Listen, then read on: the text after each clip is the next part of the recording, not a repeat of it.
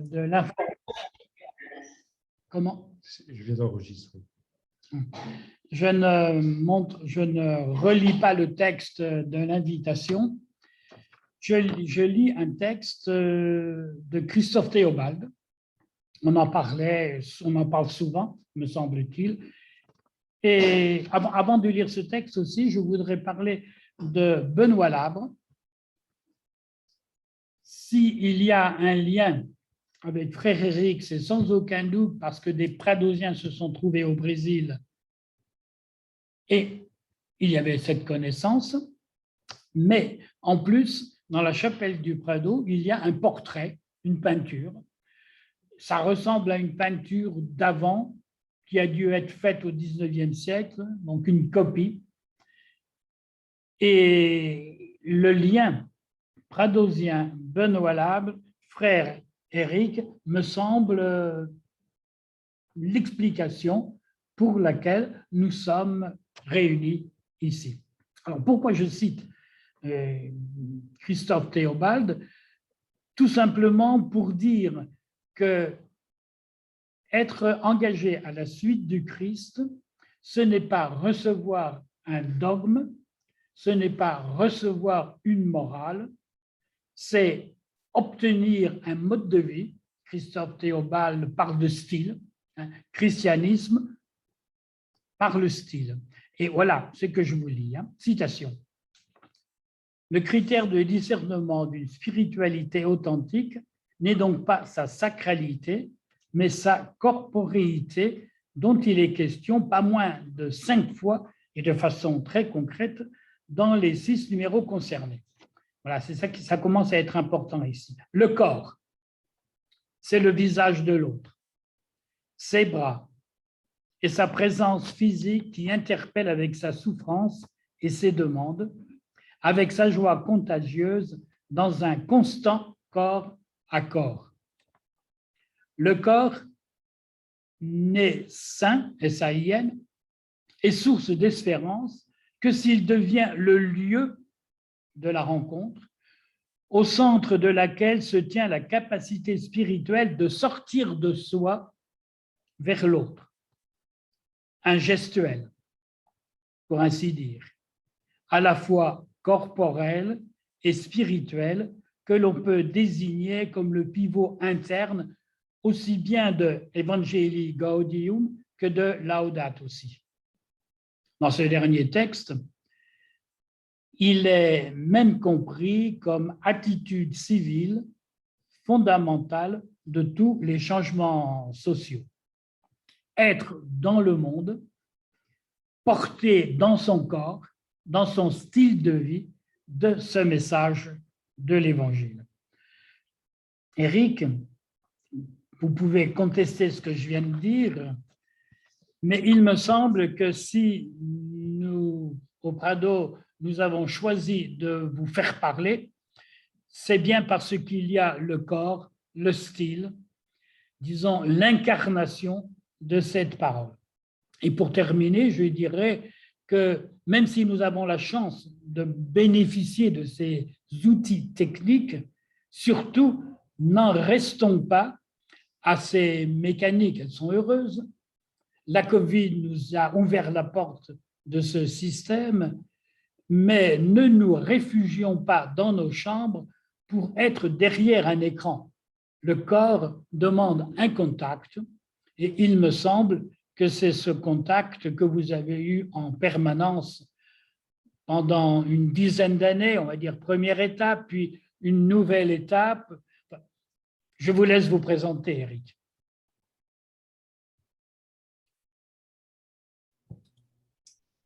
Merci beaucoup, Michel, pour cette invitation.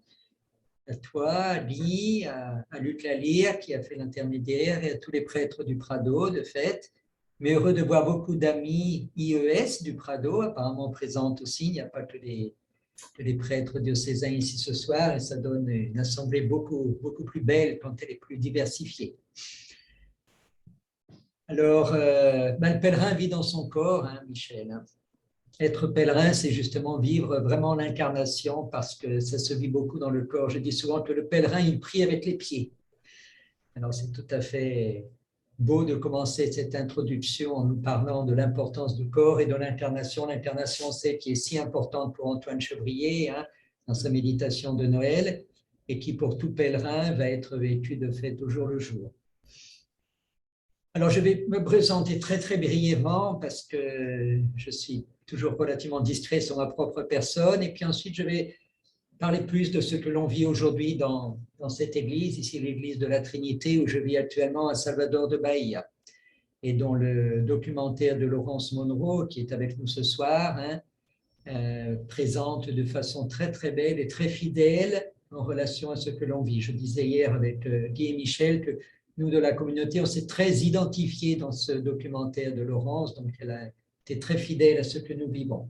Alors, je le conseille de le voir pour ceux ou celles qui ne l'auront pas encore vu. Alors, je m'appelle Éric, donc je suis savoyard d'origine et j'ai vécu donc d'abord dans les montagnes. Ensuite, pour les études, j'ai été à Saint-Étienne. Et c'est à Saint-Étienne, dans les études supérieures, que j'ai commencé vraiment mon parcours d'église, je dirais. Ce qui fait que mon enracinement ecclésial jusqu'à aujourd'hui est à Saint-Étienne, où mes premiers évêques étaient tous pradosiens d'ailleurs. Paul-Marie Rousset et après lui le père Joaton étaient des pradosiens aussi. Donc j'ai baigné dans le monde du Prado lorsque j'étais là-bas. J'ai été séminariste avec les GFU, donc j'étudiais aussi à la Cato de Paris ou les séminaires pradosiens, la Cato de Lyon, pardon, bien sûr, où il y avait les séminaristes pradosiens. Mais j'ai vite perçu que mon appel était plus religieux, plus contemplatif. Et depuis mes études supérieures, toujours un grand attrait pour aller auprès des personnes les plus exclues. J'ai vécu une enfance privilégiée dans laquelle rien ne m'a manqué, et découvrir que beaucoup d'enfants n'avaient pas vécu ça, ou découvrir que des pays ne vivaient pas ce que l'Europe privilégiée peut vivre, m'a toujours beaucoup interpellé, m'a toujours donné cette inquiétude, cette nécessité d'aller vers le pauvre, d'aller vers celui qui n'aurait pas eu tout ce que j'avais pu recevoir dans mon enfance. Donc, pendant mes études à Saint-Étienne, par exemple, j'ai été volontaire dans les prisons de Saint-Étienne.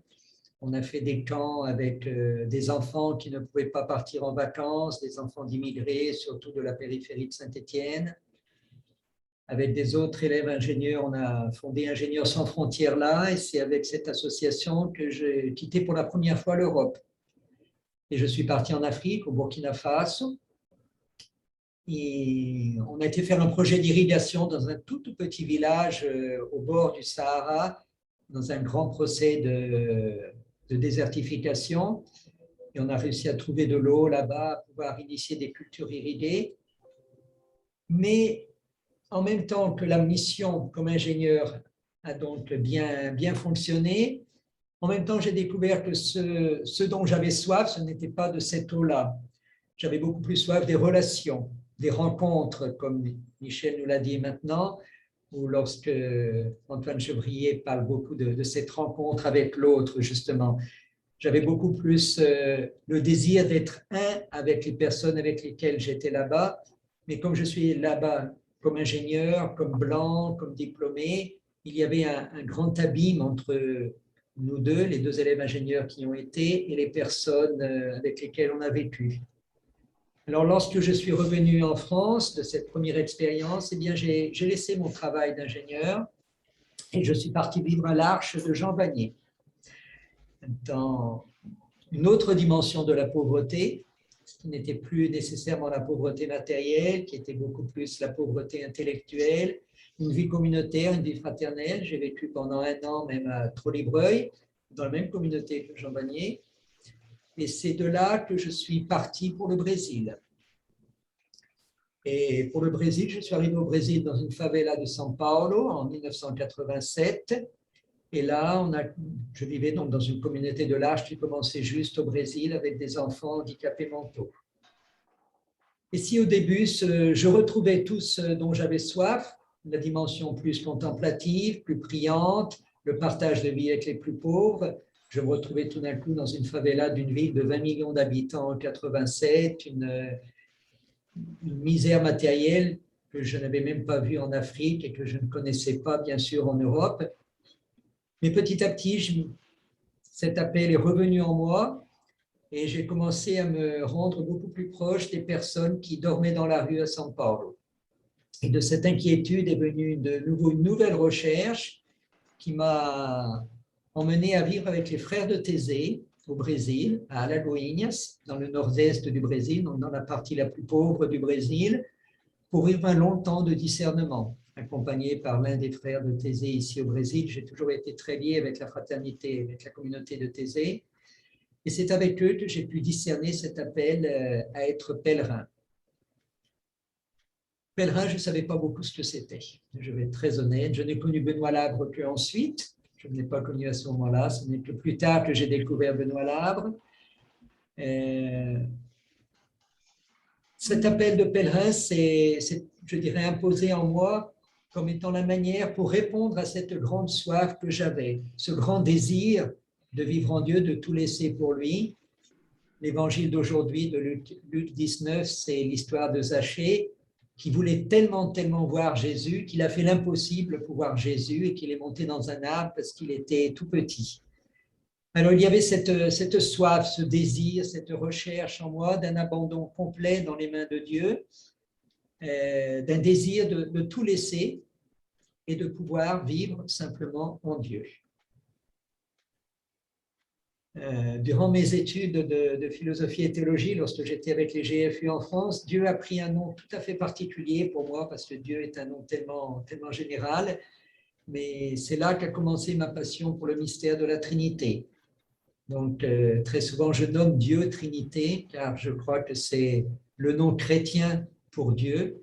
Nous croyons en Dieu trois et un Dieu justement au cœur de lequel il y a des relations, il y a des rencontres, il y a ce don complet de l'un à l'autre, tout ce que je désirais vivre. Alors, le frère de Thésée qui m'a accompagné a été vraiment, je dirais, mon père spirituel, dans le sens où c'est celui qui m'a vraiment aidé à découvrir ces chemins de Dieu et de la Trinité en moi, et m'a aidé à découvrir cet appel.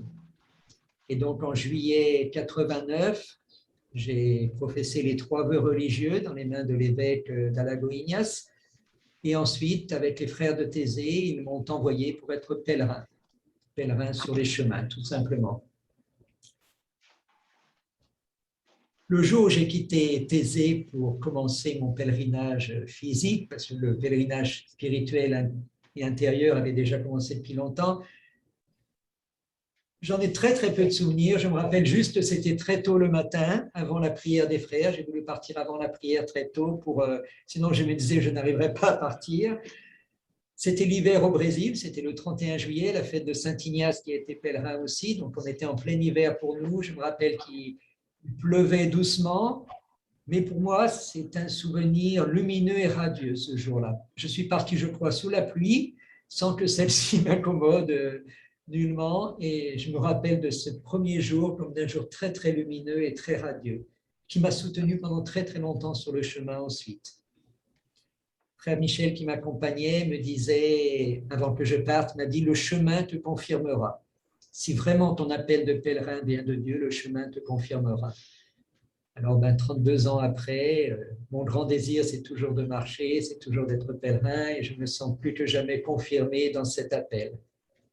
Quand on emploie le mot pèlerin, chez nous, dans notre culture, on pense à Saint-Jacques, on pense à Rome, on pense à Vézelay, on pense au mont Saint-Michel. Il y a toujours un monument, un sanctuaire, une statue, mais il me semble qu'au Brésil, la démarche était un peu différente, telle que vous l'avez vécue. Bon, il y a les deux au Brésil, mais il y a deux mots en brésilien. Pour une fois, le brésilien est plus riche que le français. On a le mot peregrino, que l'on traduit par pèlerin, et le mot romero. Romero, c'est celui qui va dans un lieu de pèlerinage, qu'on appelle romaria au Brésil. Donc, romero, c'est celui qui va de chez lui à Lourdes, à Rome, à Loreto, à Saint-Jacques-de-Compostelle, où vous voulez.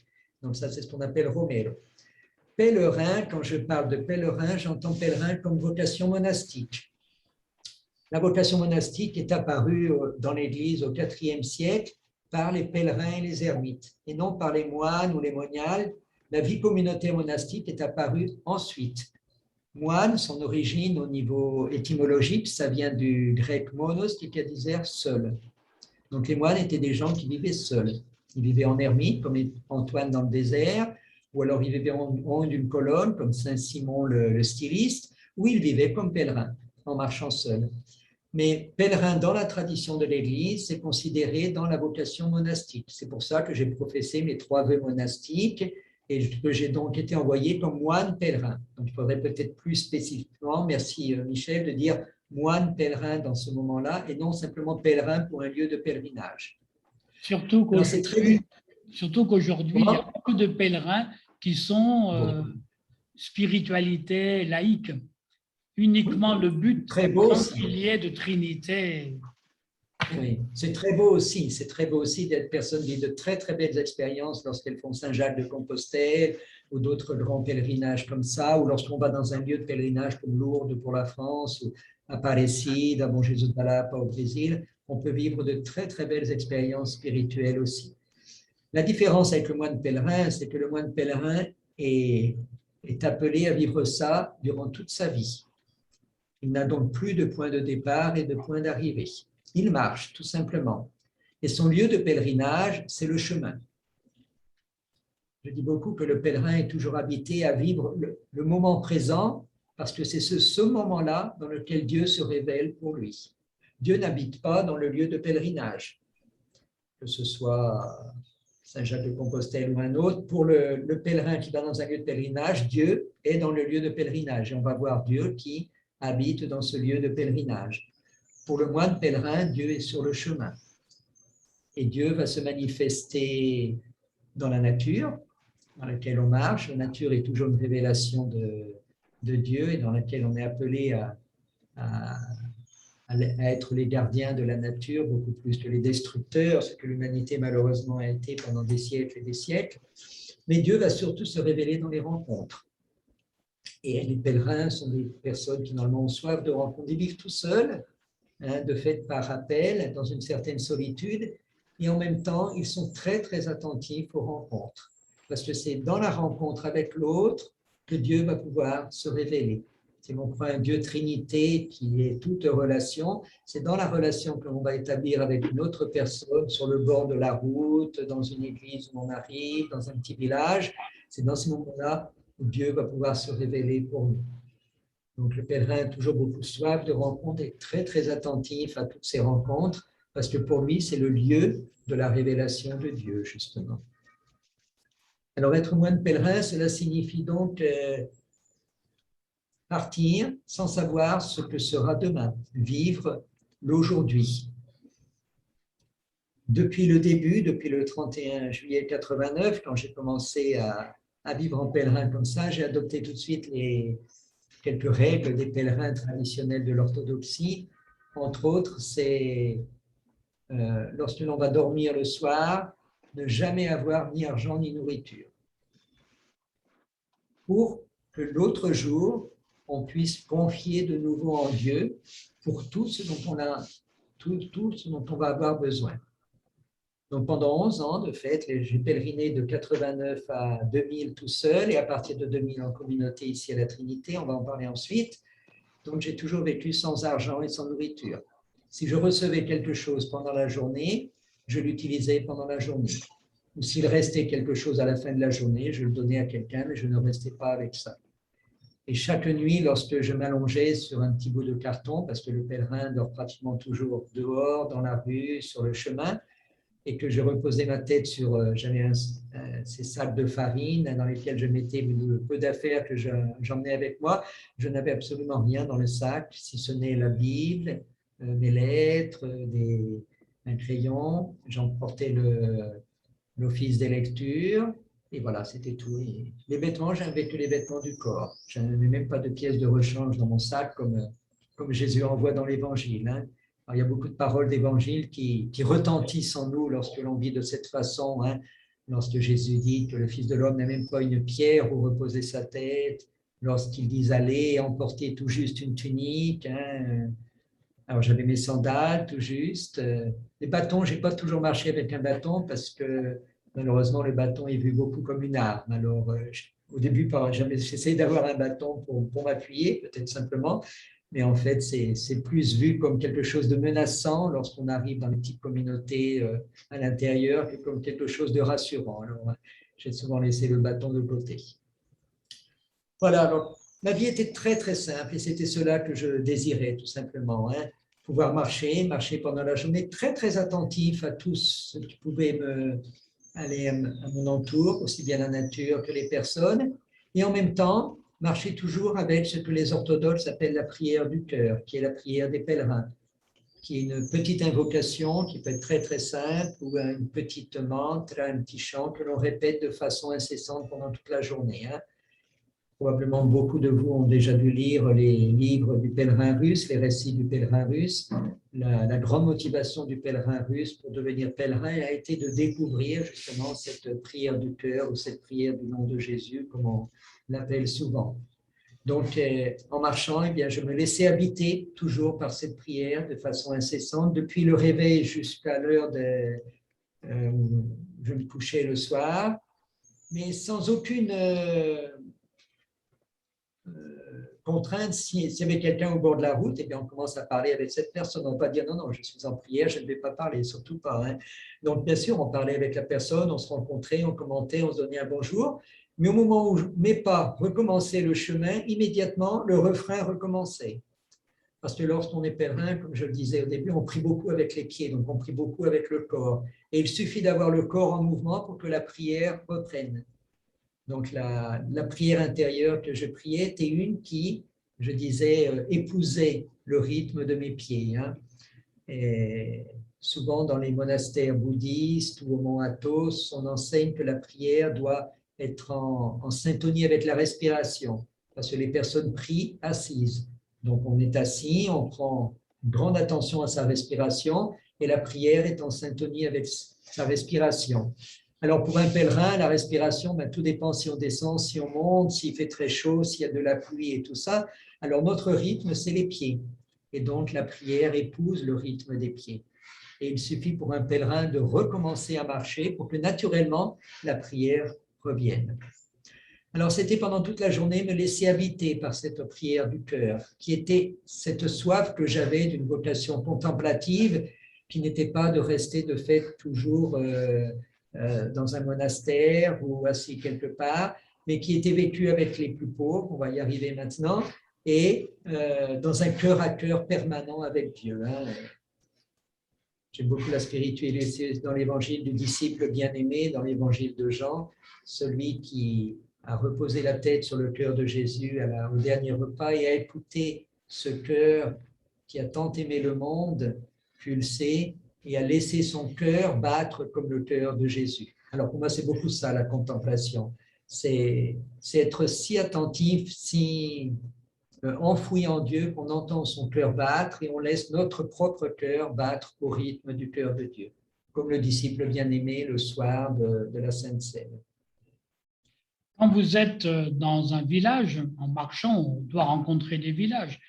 Je ne connais pas suffisamment la géographie du Brésil pour être clair dans ma pensée, mais même s'il y a beaucoup de kilomètres, on rencontre des villages. Est-ce que quand on arrive dans un bourg, dans un village, là où il y a une chapelle, est-ce que vous continuez la route ou bien, tiens, vous dites pourquoi ne pas rentrer dans cette église? On arrêtait toujours. C'est Saint François d'Assise qui avait cette règle-là. Chaque fois qu'il voyait un chapelle ou un crucifix, il s'agenouillait et il faisait la prière Nos benedizemus Deus. Alors, souvent, j'allais demander, d'abord, je priais devant la petite chapelle et éventuellement, je demandais s'il était possible de prier dedans. Et c'était très souvent un prétexte à la rencontre parce que au Brésil, la violence est quand même, ce n'est pas comme en Europe, donc les gens ont très peur très souvent et un homme seul, barbu, avec un sac, ça provoque plus de méfiance que de confiance. Et donc, il fallait toujours un petit prétexte à la rencontre. Alors, ça peut être demander un verre d'eau ou ça peut être demander d'ouvrir la chapelle parce qu'à ce moment-là, je disais, je suis pèlerin, j'aimerais bien faire une petite prière dans la chapelle. Et souvent, du coup, les personnes arrivaient, souvent les plus jeunes, parfois les enfants, on commençait à prier ensemble. Et si c'était la fin de l'après-midi, parfois, eh bien, les personnes me laissaient dormir dans la chapelle le soir. Donc, très souvent, j'ai été accueilli dans des toutes petites chapelles, comme ça, dans la campagne, dans des petits villages. Et les personnes me laissaient dormir dans la chapelle pendant la nuit. Hein. Le matin, ils venaient avec un petit café, un petit morceau de pain. On faisait une petite prière ensemble. Et ensuite, eh bien, je reprenais mon chemin. Je sais souvent que le pèlerin ne laisse pas de nom. Très souvent, je disais simplement pèlerin et puis c'était suffisant. Pas d'adresse, pas de numéro de téléphone. Je n'avais pas de téléphone à l'époque, hein, de toute façon. Mais ce que le pèlerin laisse après son passage, c'est, je dirais, un souffle d'évangile. C'est qu'il y a quelque chose de l'évangile qui est possible, qui n'est pas seulement une utopie, qu'il y a cet abandon en Dieu que l'on peut vivre au jour le jour dans nos vies, comme le pèlerin peut le vivre sur son chemin.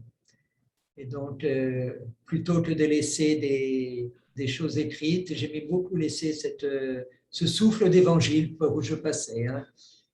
J'aime beaucoup Charles de Foucault aussi, qui parle de crier l'évangile par sa vie, ou de Antoine Chevrier qui nous invite justement à vivre tellement de l'évangile. Donc, très, très proche de ces spiritualités-là. Alors ensuite, ça c'est la première partie du pèlerin, c'est lorsque l'on vit sur le chemin. Fait de rencontres, fait de contemplation, fait de distances parfois très grandes au Brésil. J'ai traversé le Brésil d'une pointe à l'autre, ça fait 4000 km, c'est traverser l'Europe. Hein. Et puis au début, j'avais plus de visa pour le Brésil, j'ai dû aller jusqu'au Pérou, j'étais donc jusqu'à Lima, donc j'étais de l'Atlantique au Pacifique. Donc tout ça pour prier, pour prier. L'important, ce n'est pas la distance parcourue, l'important, c'est lorsque l'on est sur le chemin de vivre cette dimension contemplative, cette dimension de prière, et toujours ouvert à la rencontre, à l'inespéré de Dieu. Toujours, toujours ouvert à ça. Hein. Il y a parfois des jours, je commençais à marcher et à 9 h du matin, je rencontrais quelqu'un au bord de la route, un paysan qui était en train de labourer son champ, on commençait à parler, je lui proposais de l'aide, il me disait oui, et puis voilà, je passais toute la journée avec lui dans le champ. Et le soir, il m'invitait à sa maison pour dormir avec lui. Ce jour-là, peut-être j'avais fait seulement 10, 15 km, ce n'est pas important. L'important n'est pas la distance, l'important c'est ce que l'on vit sur le chemin. C'est pour ça que le lieu de pèlerinage du pèlerin, c'est l'endroit où il est, c'est le chemin, lieu de révélation de Dieu. Alors, la route nécessairement va nous mener jusqu'aux villes plus grandes, qui ne sont plus les petits hameaux, les petits villages, où immédiatement, si on arrive, les gens disent « Ah, tiens, il y a quelqu'un de nouveau qui est arrivé, sûrement d'ouvrir l'église, les gens viennent parler avec vous parce que c'est un inconnu qui arrive et tout le monde se connaît. » Lorsqu'on arrive dans une plus grande ville, eh bien, on est un inconnu parmi les inconnus. Donc, ce genre de rencontre n'arrive plus dans les grandes villes. Ce qu'il va y avoir dans les villes plus grandes, c'est que j'arrivais sans argent, sans nourriture, et donc nécessairement, j'allais me retrouver avec les personnes qui vivaient sans argent et sans nourriture dans la ville. Donc, vous appelez en France les SDF, on appelle ici les moradors de rua, les personnes sans abri et les mendiants. C'est avec ces personnes, naturellement, que je me suis retrouvé à partager la vie dans les grandes villes. Et là, c'est une deuxième dimension de la vocation du pèlerin, que l'on va retrouver beaucoup avec Benoît Labre, surtout à Rome, c'est de partager la vie du peuple de la rue. Alors, ça fait partie beaucoup de la vocation du pèlerin, parce que le pèlerin est appelé, je dis toujours, à s'enfouir dans les grandes souffrances de l'humanité, qui peut être la sécheresse du nord-est du Brésil, que j'ai traversé si souvent, parfois 1 jour, 2 jours sans rencontrer de point d'eau, et qui peut être aussi l'immense souffrance du peuple de la rue. Que ce soit à Salvador, à São Paulo, à Brasilia, que ce soit à Lyon. J'ai beaucoup dormi dans la rue à Lyon, aussi tout près du Prado. En fait, je dormais à Perrache, dans les sous-sols de Perrache avec les personnes de la rue là-bas. Et il y a là tout un appel à être une présence, un signe de l'amour de Dieu pour les personnes délaissées de tous et de toutes, et en partie aussi malheureusement de notre Église. Les personnes de la rue au Brésil ne peuvent même pas rentrer dans une église. La majeure partie des églises du centre-ville ont un gardien à la porte, et si une personne de la rue désire rentrer dans l'église, le gardien va l'en empêcher parce qu'il va penser que si elle rentre, c'est pour demander l'aumône, c'est pour importuner les gens qui sont dedans, il est drogué, il est saoul, alors il va importuner, donc il ne rentre pas. Ce qui est très très triste symboliquement. Hein. Et donc, la nécessité d'être là comme une présence, un signe de l'amour de la Trinité pour les personnes qui sont justement en dehors de la société, en dehors de l'Église et qui pourtant vivent au cœur de nos villes, de nos centres-villes, et que très souvent on ne voit plus et on ignore. Ici, à la communauté de la Trinité, on accueille les personnes de la rue. Alors, il n'est pas rare qu'un prêtre nous appelle au téléphone en disant « Ah, frère Éric, il y a ici 2 personnes de la rue à la porte de l'église, viens pour les récupérer et les emmener chez toi. » Alors, j'essaye de lui faire comprendre bien gentiment que ce sont ses paroissiens.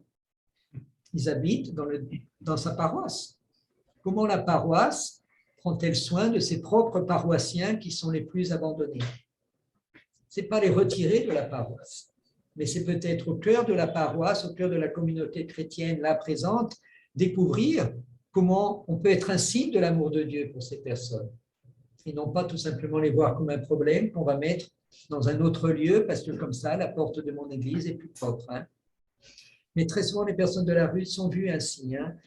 Donc, est née une deuxième mission pour moi, une deuxième dimension de ma vocation de pèlerin, dont je n'avais pas du tout conscience lorsque j'ai fait tout le discernement avec frère Michel, mais qui était dans le fond très, très logique, et qui a été ce partage de vie avec les personnes de la rue. Alors, j'ai vécu pendant 11 ans avec les personnes de la rue comme ça, de manière plus spéciale dans la ville de Salvador de Bahia, donc où je suis encore actuellement, mais aussi dans beaucoup d'autres villes. Une présence qui n'a jamais voulu résoudre les problèmes des personnes qui étaient dans la rue, mais qui était simplement de partager leur vie, de dormir avec eux sur un carton, sous un viaduc, à la porte d'une banque ou à la porte d'une église, très souvent aussi.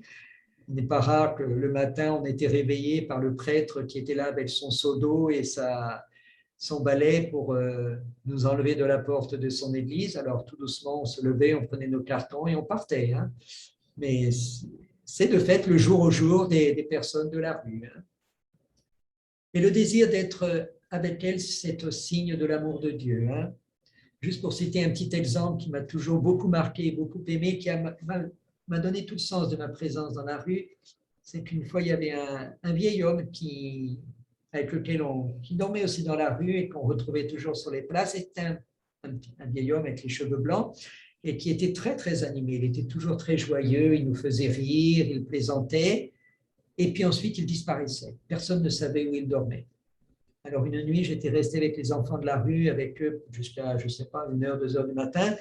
Et puis, j'ai quitté la place où j'étais, j'ai été retrouver les personnes de la rue avec lesquelles je dormais, parce qu'on a les groupes un peu fixes pour dormir dans la rue. Et tout d'un coup, en passant dans une petite ruelle, il y avait une entrée, il y avait un homme qui pleurait à 2h du matin, tout seul. Alors, quand je suis passé devant cette entrée, je me suis arrêté, j'ai écouté ses pleurs, je me suis dit, non, je ne peux pas passer près d'un homme qui pleure sans m'arrêter. Alors, je suis rentré dans la petite ruelle, et plus je m'approchais, plus je me suis dit, mais on l'appelait le Vovo, hein, le grand-père, c'est Vovo. Vovo qui pleurait. Il avait la tête entre ses jambes, il était en train de pleurer. Alors, je me suis assis à côté de lui, je n'avais rien à lui dire, tout simplement j'ai mis ma main sur son épaule et j'ai attendu. Petit à petit, les larmes ont séché, il a relevé la tête, et il m'a dit tout simplement merci Éric, et c'est passé. Et je lui ai demandé c'est quoi qui est passé? Alors il m'a dit mais tu sais, c'est que parfois on pense et parfois on comprend. Et lorsqu'on comprend, on pleure. Et je lui ai demandé c'est quoi que tu as compris, grand-père? Il m'a dit tu sais, si aujourd'hui je dors dans la rue, c'est parce que personne ne m'a jamais aimé en vérité. Si une seule personne m'avait vraiment aimé, je serais avec cette personne aujourd'hui. Et pour moi, ce fut une révélation. Ce fut comme si ce soir-là, ce grand-père me disait quelle était la plus grande blessure des personnes de la rue. Qui n'est pas le manque de nourriture, qui n'est pas le manque de la maison, qui n'est pas la solitude, mais qui est le sentiment de n'avoir jamais été aimé. Pour moi, c'était une confirmation que ma présence auprès des personnes de la rue devait être cette signe de l'amour de Dieu pour elles. C'est là que j'emploie de nouveau le mot style. Moi, ça m'a beaucoup choqué parce que j'entends me touche énormément. Vivre le christianisme sous la forme d'un style, être soi-même une image de. Bon, pour vivre cet évangile et le rendre visible, il faut sortir de soi-même. Si, par exemple, j'ai un tempérament qui est plutôt sévère, je n'aime pas sourire, quand je rencontre quelqu'un, comment vais-je être style de l'évangile si je ne suis pas souriant? Sortir de soi-même. Ça, c'est ce qui me paraît le plus fort. Et en disant ça, je pense, donc il faut lire le livre, il faut lire votre livre. Après 10 ans, je crois, vous avez ressenti le besoin d'écrire et ce livre, il est à lire. Et je crois qu'il est de quelle date? Il est de 2004. 2000 en France, oui. Donc, lisons ce livre.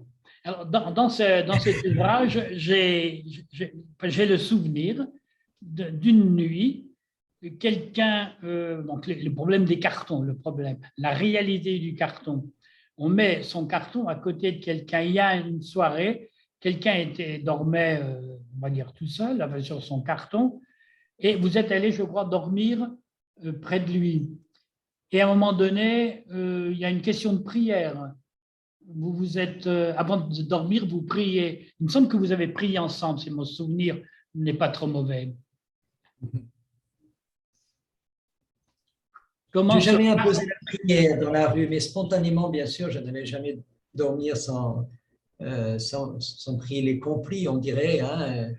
Donc, je faisais ça sans livre, sans rien, mais parfois, j'avais toujours mon petit écho de la Trinité que je mettais. Parfois, j'allumais une petite bougie aussi. Et plusieurs fois, de fait, les personnes de la rue venaient s'agenouiller avec moi et demandaient de pouvoir prier. Et on faisait un petit peu ce qu'on fait beaucoup au Prado, que j'ai appris aussi avec Ignace, une relecture de la journée. Hein. Où c'est que Dieu s'est manifesté pour nous aujourd'hui? Quelqu'un m'a donné un petit pain. Ou j'ai vu Maria qui allait pas bien, alors je suis resté avec elle pendant un petit bout de temps. Alors on faisait cette petite relecture de vie, hein, on dira tous ensemble. On citait un évangile plus qu'on ne les lisait et on priait ensemble tout simplement. On a vécu des très très beaux moments comme ça de prière. On va toujours dormir très très tard dans la rue, il est plus de minuit très souvent. Hein. Donc c'est même plus les complices, c'est la prière du milieu de la nuit pour les bénédictins. Et c'était des très très beaux moments, ça, très très beaux moments. Alors dans ce livre dont Michel fait référence, il y a deux parties justement. Il y a la partie du chemin, donc ce sont les lettres que j'écrivais lorsque je vivais sur le chemin. Et la deuxième partie, c'est les lettres de la rue, donc qui racontent les belles rencontres vécues dans la rue, ces moments de prière par exemple, d'autres moments très, très souffrants aussi, très, très difficiles. Et j'ai vu beaucoup de gens mourir dans la rue aussi, par la violence de la rue, par tout ce qui y arrive dans la rue, des personnes détruites par la drogue, par l'alcool, la police qui arrive au milieu de la nuit en battant avec tout le monde. Donc la réalité de la rue est excessivement souffrante et vivre au cœur de cette souffrance n'est pas simple. Alors tous les vendredis, j'avais pour règle de passer toute la journée au pied d'une croix. C'était ma façon, j'avais trouvé pour moi, de pouvoir déposer au pied de la croix toutes ces souffrances dont j'avais été témoin, que j'avais partagées pendant toute la semaine. Hein. Et alors, soit j'allais dans la campagne et je faisais moi-même une croix en bois et je restais là pendant toute la journée, soit j'allais dans un monastère proche de la ville que j'avais rencontré, où je demandais de pouvoir passer la journée. Enfin, je trouvais toujours un endroit où rester comme ça et c'était pendant toute la journée pouvoir déposer toute cette souffrance au pied de la croix. Hein. Sinon, c'était pas possible, sinon de vivre au cœur de tant de souffrances. Hein. Alors, je dis souvent que pèlerin et ermite, c'est la même vocation. L'ermite s'isole de tous pour mieux offrir toute l'humanité souffrante, toute l'Église. Et le pèlerin, il s'enfouit dans cette souffrance de l'humanité, mais pour mieux la porter dans la prière, pas pour se laisser vaincre par elle. Sinon, le prêtre qui m'accompagnait au début, le prêtre des GFU, m'avait dit dans une lettre, si en vivant de la rue, tu perds ton espérance et tu perds ta foi et tu perds ta joie, arrête-toi, arrête-toi. Mais si tu peux offrir toute la souffrance que tu vas rencontrer, alors suis ton chemin. C'est pour ça que tous les vendredis, j'avais toujours ce jour de désert. Ça, je l'ai toujours maintenu pendant tout le temps que je dormais dans la rue, hein, comme le moment indispensable pour pouvoir offrir tout cela. Hein. Alors voilà, et puis les années ont passé, ma vie était très très simple en fait, hein. C'était cheminer, marcher d'une ville à l'autre. Quand j'arrivais dans les villes, c'était donc de rester dans la rue avec les personnes de la rue.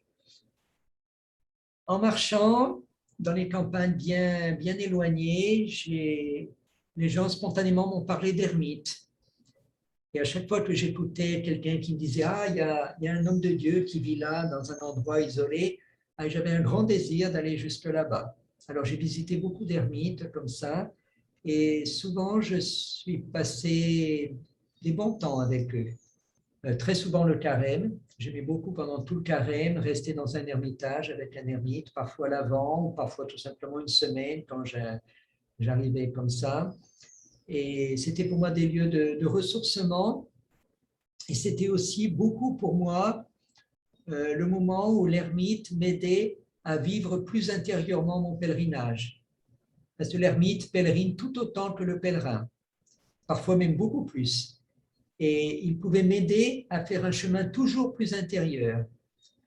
Il m'aidait à ce que mon chemin, tout en étant extérieur, soit encore plus intérieur. Et très souvent, comme je passais plusieurs ermitages, je pouvais aussi apporter à l'ermite le parfum d'autres ermitages. Très souvent, l'ermite ne connaît peu d'autres ermitages. Alors, je lui partageais ça aussi. On avait des très, très beaux partages dans les ermitages. Alors, ma vie était comme cela. Sur le chemin m'amenait jusqu'à une ville où je passais un temps avec les personnes de la rue. De là, je reprenais le chemin qui me faisait découvrir des ermitages où parfois je m'arrêtais un petit peu et qui me retournait au chemin pour retourner dans la rue. Alors, le chemin, c'est pour ça, est central dans la vie du pèlerin, mais en même temps, c'est comme si la vie du pèlerin avait trois dimensions. Hein? La vie contemplative sur le chemin avec ses rencontres, la vie partagée avec le peuple de la rue et la vie dans la solitude des ermitages.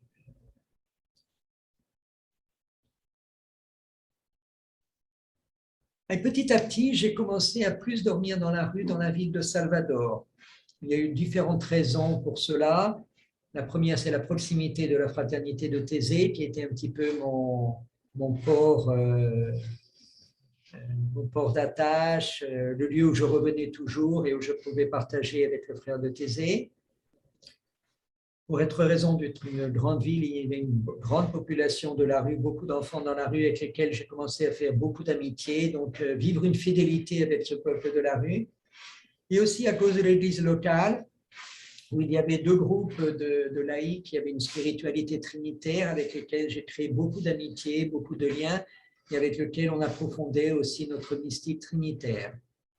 Alors petit à petit, j'ai commencé à beaucoup plus vivre à Salvador, dans la rue, à passer Noël dans la rue à Salvador. J'ai passé plusieurs Noëls dans la rue à Salvador avec les enfants de la rue.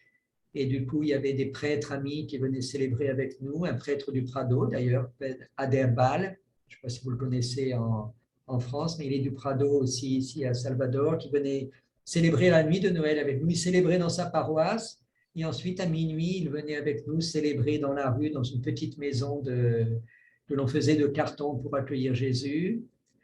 Alors ces liens ont commencé à grandir avec l'église locale de Salvador. Et en 98, quand un nouvel évêque a été nommé à Salvador, lors d'un problème qu'il y a eu avec les personnes dans la rue à cause de choses de violence et tout ça, il a demandé comment notre diocèse est présent avec les personnes de la rue. Et malheureusement, on lui a dit, ben, il n'y a rien. Il n'y a pas de pastoral de la rue. Actuellement, notre diocèse n'est pas présent dans cette dimension. Et à ce moment-là, un prêtre lui a dit, mais il y a frère Eric qui dort avec les personnes de la rue. Alors, il m'a appelé, j'ai été le voir, et il m'a demandé pourquoi est-ce qu'on n'aurait pas un lieu pour accueillir les personnes de la rue. Alors, je lui ai tout de suite dit qu'un pèlerin n'avait pas de maison. C'est un pèlerin qui a une maison, il n'est plus pèlerin, justement. Donc, pour moi, c'était impossible. Il dit, non, je n'ai pas pensé une maison. Un lieu, simplement, où tu sois protégé de la violence avec les personnes avec lesquelles tu dors. Alors, ça m'a beaucoup touché, cet appel de lui, et j'ai commencé à rechercher ce lieu dont il parlait. Et chaque fois que je trouvais un vieux galpon, on dirait un vieux dépôt, un vieux garage, quelque chose comme ça, plus ou moins abandonné, je me disais, tiens, ça pourrait être là. Et quand j'allais voir, eh bien, lorsque je disais, c'est pour dormir avec les personnes de la rue, tout de suite, c'était, ben non.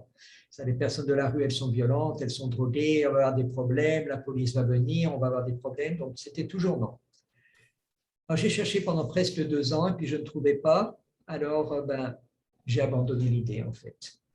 Intérieurement, je me suis dit, bon, l'évêque a demandé, mais comme on ne trouve pas, c'est peut-être pas ce que Dieu veut. Donc, je continue ma vie de pèlerin. Pendant ces 2 ans, j'ai continué ma vie de pèlerin aussi, mais j'étais attentif à ça. Et en mars 2000, c'était l'année de la Trinité, pour ceux qui se rappellent, on est tous des cheveux blancs ici, donc tout le monde doit se rappeler de l'année de jubilé de la Trinité que le pape Jean-Paul II avait proposé. Je suis pèlerin de la Trinité.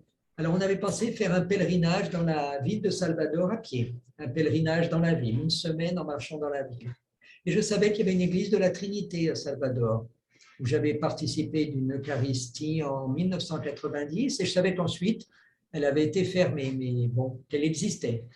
Alors, je me suis dit, tiens, je vais y aller, et je vais essayer de découvrir si on pourrait faire, pendant le pèlerinage, une prière dans cette église de la Trinité pour l'année de la Trinité. Et donc, j'ai été retrouver cette église, c'était dans la ville basse de Salvador. Et lorsque je suis arrivé, pour ma grande surprise, j'ai découvert que l'église était abandonnée, fermée même. Il y avait un énorme cadenas à l'entrée, elle était fermée, complètement abandonnée, délabrée, en état pratiquement de ruine déjà. Alors j'étais surpris, je ne pensais pas, je pensais qu'il y avait encore un groupe qui priait dans cette église et tout ça. Alors, j'ai été me renseigner auprès du diocèse, savoir qui était responsable de l'église, qu'est-ce qui était arrivé. Alors, de fait, il y avait une intervention du diocèse qui avait assumé le patrimoine, mais c'était tout abandonné. Alors, j'étais voir l'évêque et je lui ai dit, mais pourquoi ce ne serait pas là, ce désir d'avoir un lieu pour accueillir les personnes? Pouvoir penser à un garage peut-être, mais pourquoi pas une église en fait?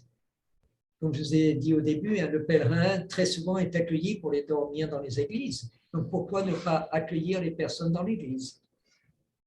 Et demander au diocèse pourquoi est-ce qu'on ne pourrait pas rouvrir les portes de cette église pendant l'année de la Trinité pour qu'elle soit de nouveau de fait le lieu d'un culte, d'une louange à la Trinité, qu'elle a été construite pour cela, et pour que l'on puisse accueillir les personnes de la rue à l'intérieur de l'église, pour dormir dans l'église.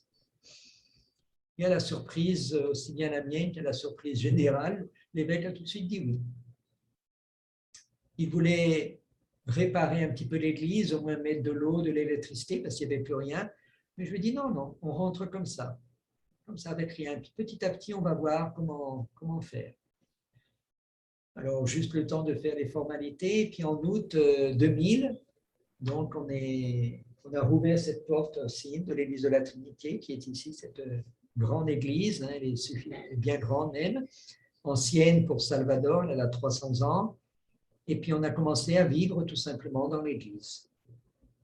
Donc vivre littéralement l'expérience des pèlerins qui allaient à Jérusalem au temps de Jésus, même au temps d'aujourd'hui, lorsqu'ils vont pour les grandes fêtes, les grands pèlerinages. Les pèlerins qui sont riches, eh bien, ils payaient un petit hôtel ou une petite chambre où ils pouvaient loger. Les pèlerins qui avaient de la famille restaient dans leur famille. Et les pèlerins pauvres qui n'avaient personne, eh bien, ils dormaient dans le temple. C'était normal en portugais, c'est atrius. Je ne sais plus comment on dit en français. la cour extérieure du temple, les pauvres pouvaient dormir pendant les pèlerinages. Alors, vous avez plusieurs psaumes qui chantent ça. Vous avez le psaume 84, qui dit « Comme un oiseau trouve un nid pour accueillir ses petits, l'autel du Seigneur est l'abri des pèlerins. » C'est le psaume 84.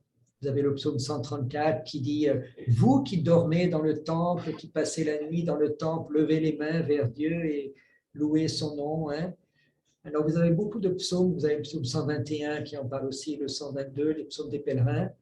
Il y a une très, très ancienne tradition d'accueillir les pèlerins dans une église pour dormir. Alors, tout d'un coup, c'était en fait tout ce que je recherchais, parce que je ne voulais pas de maison, mais dormir dans une église, si ça c'était possible. Alors, tout d'un coup, dans cette église de la Trinité, j'ai découvert que je pouvais continuer à être pèlerin, vivre avec les personnes de la rue à l'intérieur de l'église de la Trinité et pouvoir continuer cette vocation de pèlerin. Alors, on a commencé tout simplement. Quelques personnes se sont jointes au début, quelques personnes de la rue avec lesquelles je dormais déjà dans la rue, quelques personnes amies qui voulaient partager cette expérience.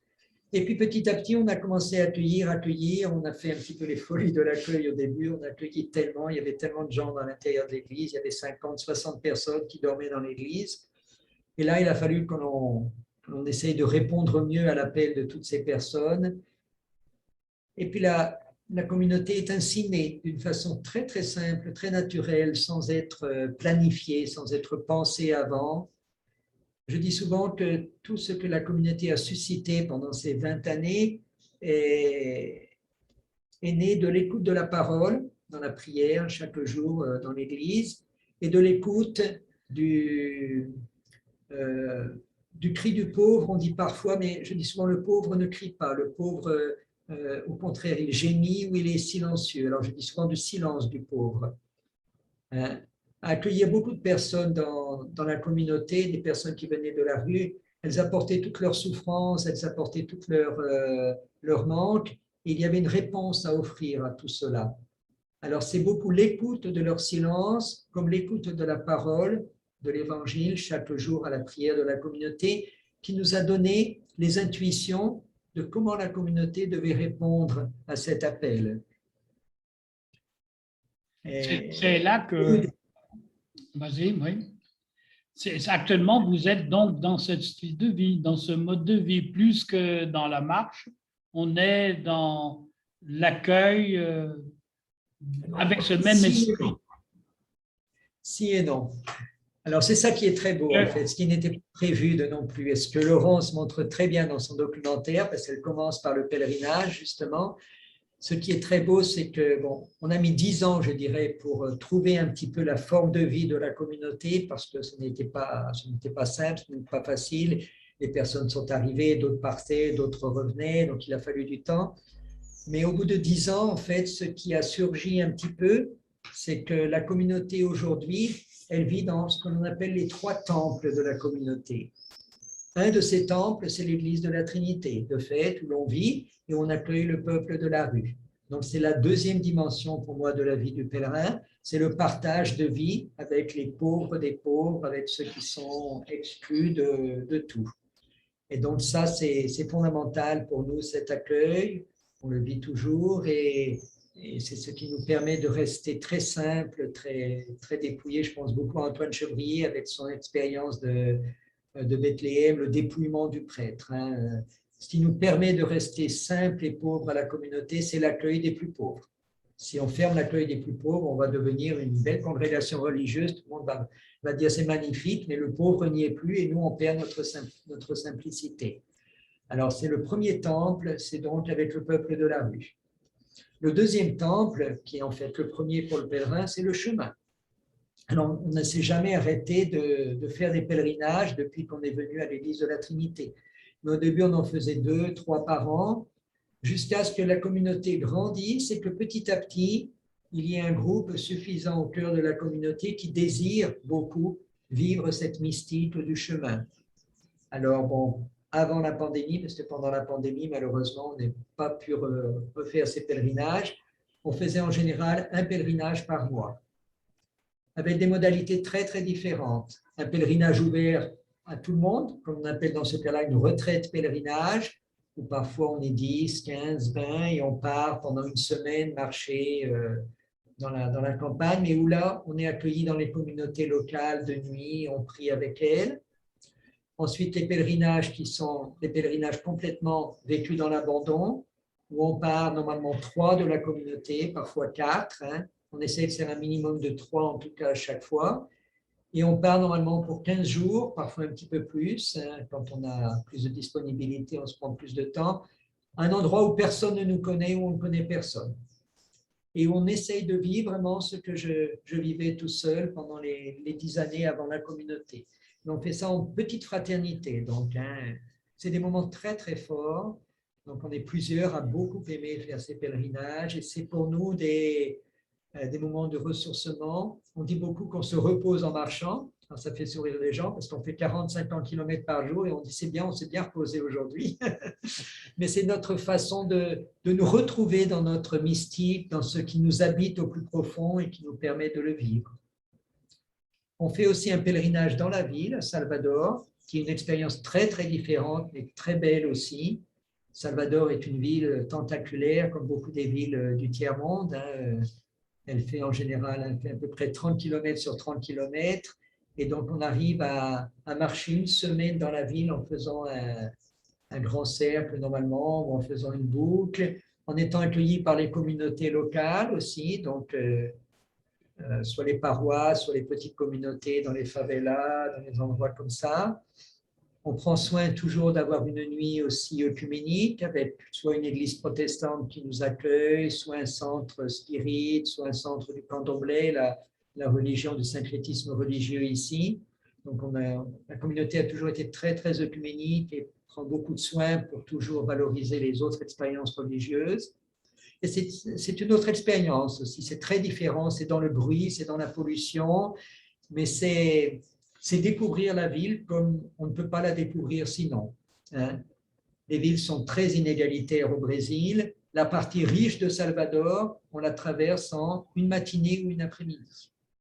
Et pendant 6 jours, on marche dans les parties pauvres de la ville. Ce qui nous montre le déséquilibre énorme entre la déségalité, les injustices sociales énormes qu'il y a au Brésil. Ça, on le sent dans notre corps. Michel disait au début, il faut vivre dans notre corps. Eh bien, quand on marche une semaine dans une ville, dans les périphéries, et que la partie riche, on la traverse tout juste en une matinée, on sent dans notre corps quelle différence il y a entre les multitudes qui vivent dans les périphéries et dans l'abandon et la petite pourcentage infime de privilégiés qui vivent dans la ville.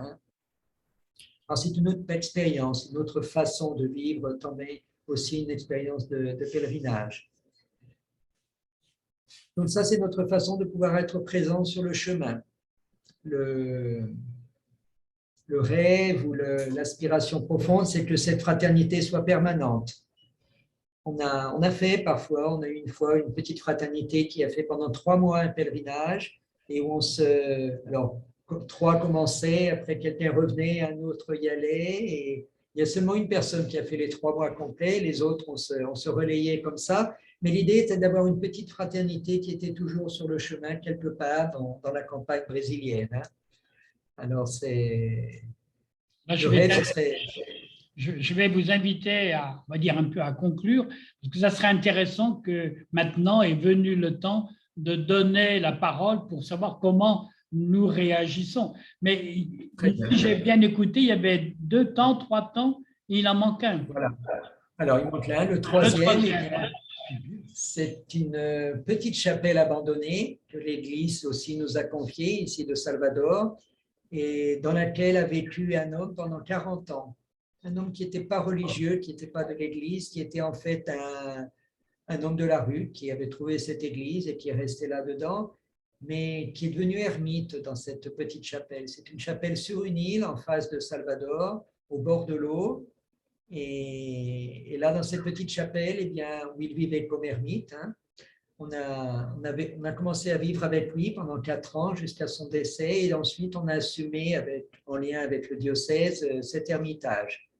Donc là, il y a une petite fraternité de la communauté qui est présente de manière permanente dans ce lieu-là. Donc c'est un petit peu comme si la communauté aujourd'hui, elle était présente toujours avec les personnes de la rue, dans l'ermitage et de façon presque continue sur le chemin. C'est comme si la communauté aujourd'hui pouvait vivre en même temps sur les 3 lieux de vie du pèlerin. Dans ce sens, je crois que la communauté a trouvé sa façon d'être une communauté vraiment de pèlerins.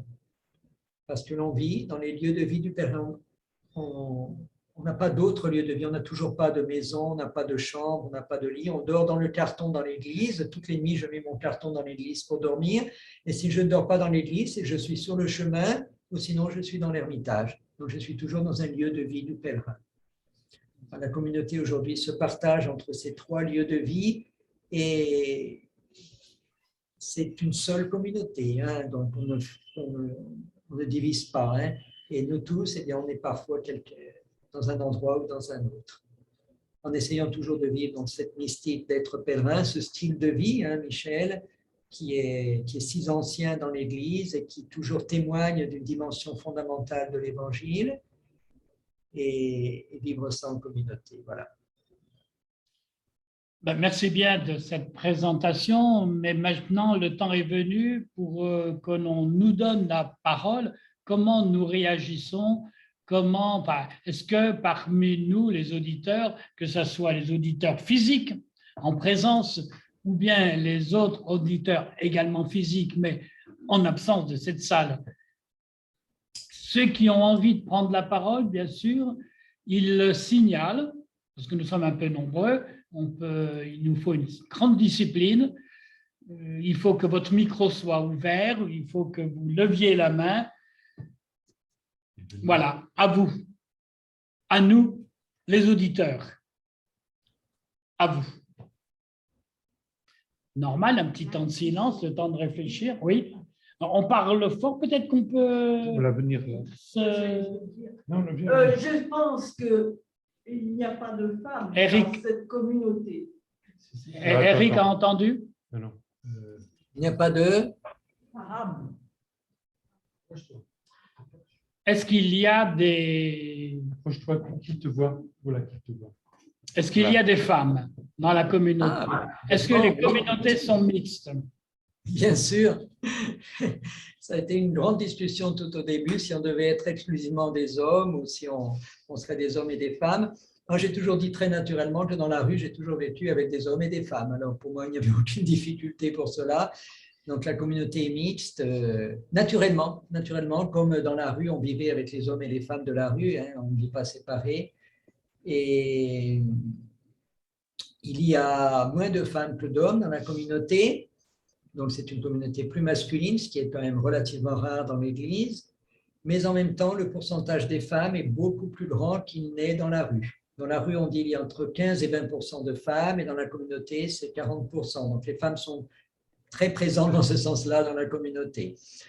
Et il y a les femmes de la rue accueillies, bien sûr, celles qui sont parfois de passage, comme Maria ces jours-ci, qui a vécu 2 mois avec nous, qui est déjà repartie, comme celles qui ont choisi de vivre dans la communauté, Luzia est arrivée en 2001 dans la communauté et jusqu'à aujourd'hui elle est là, donc une personne qui a vraiment choisi aujourd'hui de vivre dans la communauté. Il y a aussi des religieuses qui vivent, il y a une religieuse française de la congrégation de la Divine Providence là, de Ribeauvillé en Alsace qui vit à la communauté. Il y a une autre religieuse brésilienne qui vit aussi à la communauté. Donc, c'est une expérience intercongrégationnelle, je pense qu'on dit comme ça en français, hein, en lien avec les congrégations religieuses. On a un prêtre qui est de Charles de Foucault, aussi des petits frères de l'Évangile, qui vit à la communauté, et un prêtre diocésain. Voilà. Puis ensuite, il y a des jeunes, il y a toujours, bon, moins pendant la pandémie, parce que ça fait 1 an et demi que l'on vit une situation atypique. Mais pendant toute l'année, il y a beaucoup de jeunes qui viennent vivre ici 15 jours, 3 semaines, 1 mois, 2 mois d'expérience, parfois plus. Alors, la majeure partie brésiliens, d'Amérique latine, mais beaucoup d'Europe aussi. Hein. On a toujours beaucoup accueilli des jeunes d'Europe. Ces jeunes qui se donnent 1 an pour vivre une expérience, un tour du monde comme ça, qui tout d'un coup arrivent à la communauté, parfois simplement pour une nuit, et puis qui restent 3 mois, par exemple. Hein. ou des jeunes liés à Thésée. On est très proche de Thésée, donc on a accueilli les fraternités provisoires de Thésée déjà 2 fois, avant la pandémie, bien sûr. Donc, des jeunes qui étaient en lien avec Thésée en France, qui voulaient vivre une expérience dans le tiers-monde, qui venaient ici. Voilà, donc beaucoup de passages, beaucoup de personnes en recherche. C'est un petit peu toujours une mission d'une communauté comme la nôtre de pouvoir offrir une expérience spirituelle différente. Donc, beaucoup de jeunes en recherche, aussi bien mystique, aussi d'être avec les petits et les pauvres. Et le grand accueil des personnes de la rue, aussi bien des hommes et des femmes. Donc, oui. Question. Ceux qui sont à l'extérieur, ils peuvent signaler. Il suffit, voilà. Elisabeth, tu peux allumer ton micro. Oui, voilà. Vous m'entendez? Oui, Très bien.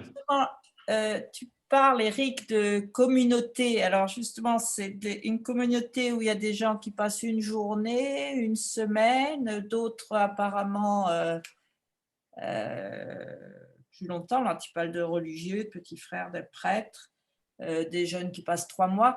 C'est uniquement le fait de vivre ensemble dans l'Église et puis de partager donc le chemin ou des séjours dans la chapelle sur l'île, là, qui crée cette communauté, où il y a d'autres règles, entre guillemets. C'est un peu mystérieux pour moi. Ce qui crée la communauté. Oui. On n'a pas de règles et on résiste encore beaucoup à ça. On nous a déjà beaucoup demandé. L'évêque local nous a demandé d'écrire, mais pour l'instant, on n'écrit toujours pas. Alors, qu'est-ce qu'on a? On a le grand désir, surtout d'être un lieu d'inclusion. Donc, on ne voudrait surtout pas écrire quelque chose qui exclurait des personnes, surtout les plus pauvres. Alors, tout ce que l'on a fait dans la communauté depuis que l'on est là, c'est toujours pour que le dernier des derniers, le pauvre du pauvre, puisse être inclus. Alors, qu'est-ce que l'on propose? On propose 2 étapes, quelque chose de très, très simple. La première, c'est que la personne de la rue arrive. Elle ne choisit pas la communauté. Elle vient parce qu'elle veut plus dormir dans la rue, elle veut manger, elle veut être accueillie, donc elle arrive à la communauté. On l'accueille comme elle est. On ne va pas lui demander un engagement à long terme, ni de pouvoir expliquer pourquoi elle vient. Elle vient parce qu'elle en a besoin dans ce moment-là. Donc, c'est vraiment répondre aux premières nécessités. À partir de là, on va commencer à faire un chemin avec elle. Elle va commencer à découvrir ce qu'est la vie dans la communauté, ce qu'est participer de la communauté. Et au bout d'à peu près d'1 mois, 2 mois, 3 mois, tout dépend de la personne, on lui propose de dire si elle veut ou non continuer dans la communauté. Alors, c'est ce qu'on appelle la rentrée dans la communauté officiellement. Mais c'est très, très simple. C'est la prière du samedi le matin, qui est une prière où il n'y a que les membres de la communauté. Elle fait un petit texte où elle dit, ben voilà, je suis arrivée, j'aime ça, et je veux continuer.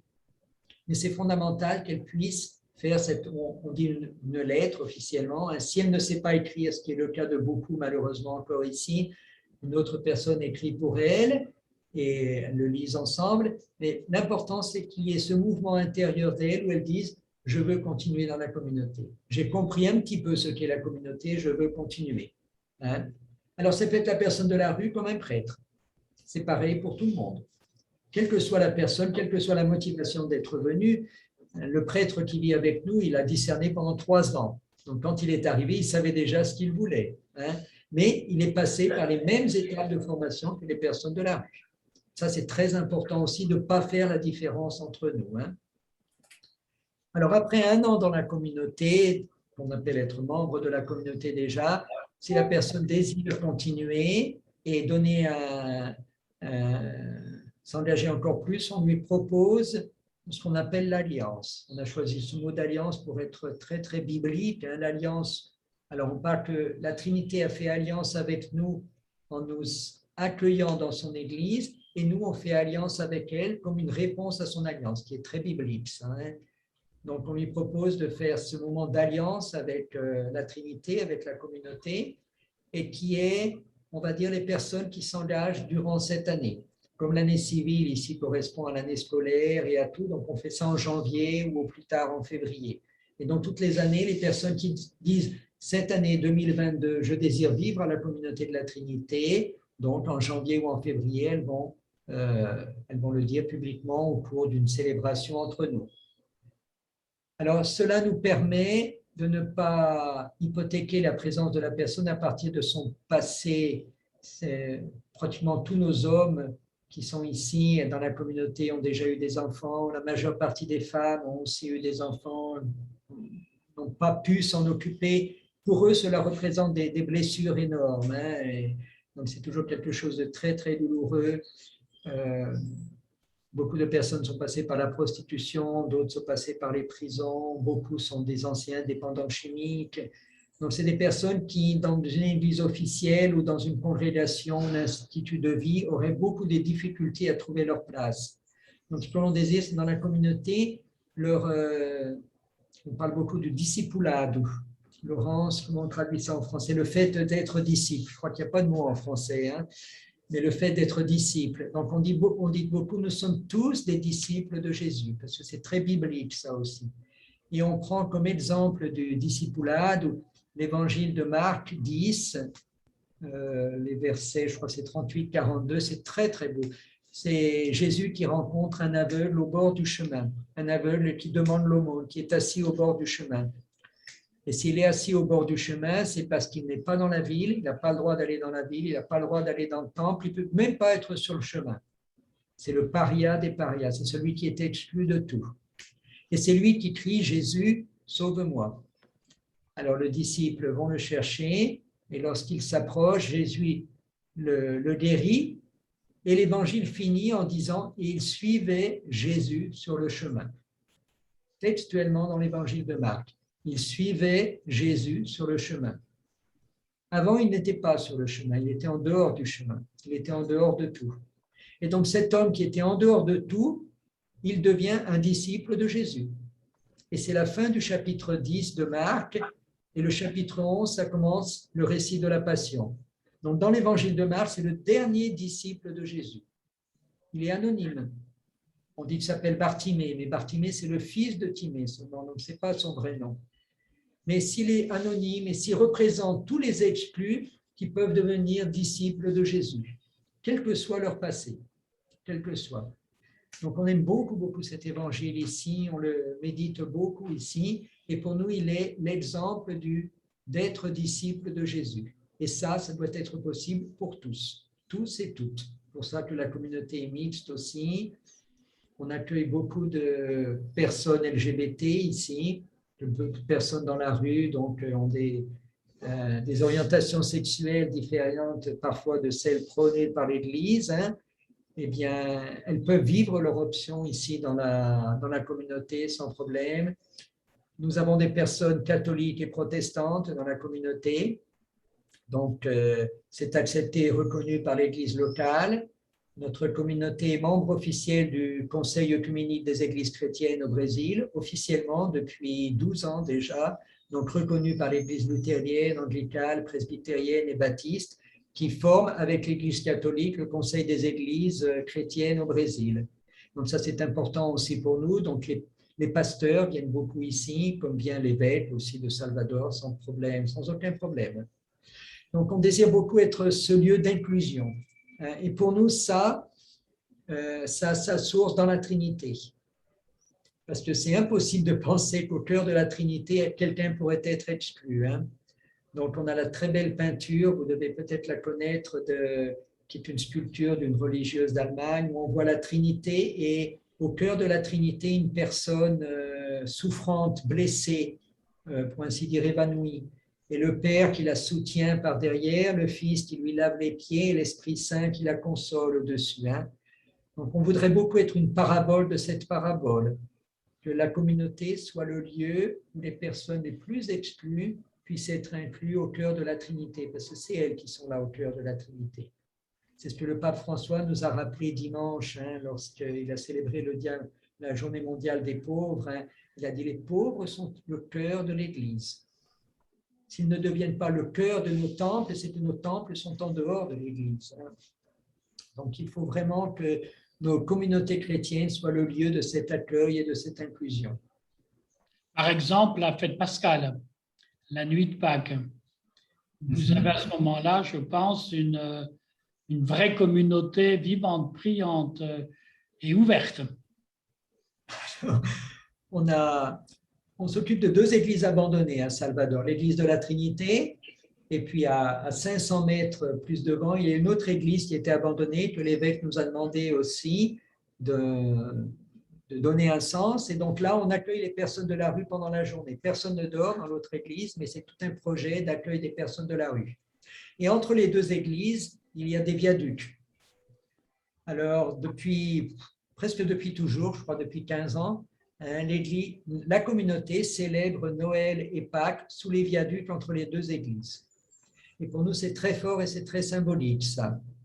C'est très, très fort, parce que c'est se dire justement, on vit dans 2 églises qui étaient abandonnées, et pour célébrer cette grande fête de l'incarnation, eh ben, on va où Dieu s'est incarné. Dieu ne s'est pas incarné dans la synagogue, il s'est incarné dans le Gédora, dans les tables, là où les plus pauvres, les personnes qui n'avaient rien pouvaient être. Donc c'est là où on va aussi la nuit de Noël.